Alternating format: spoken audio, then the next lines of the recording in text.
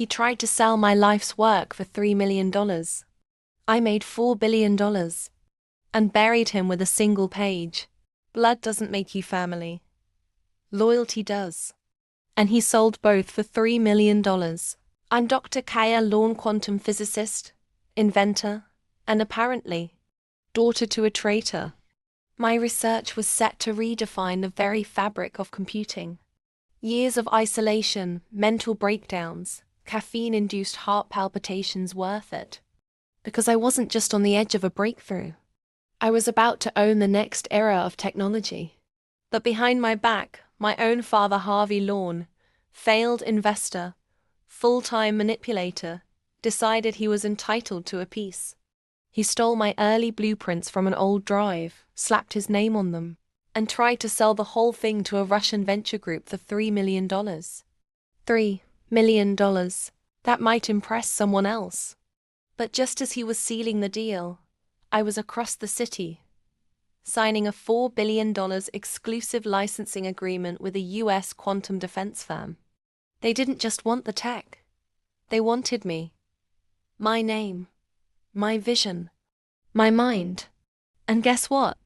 They wanted revenge too. See, I knew he'd try this. I baited him.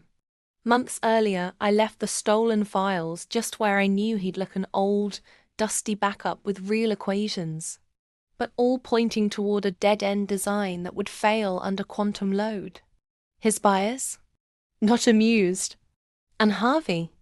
The next morning, I walked into his marble kitchen paid for by my mother's divorce settlement and slid a single sheet across the table.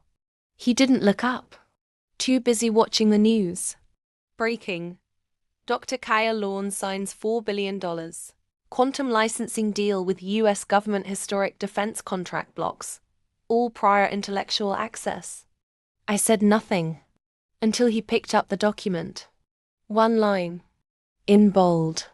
Game over. He looked at me like I'd detonated his lungs from the inside.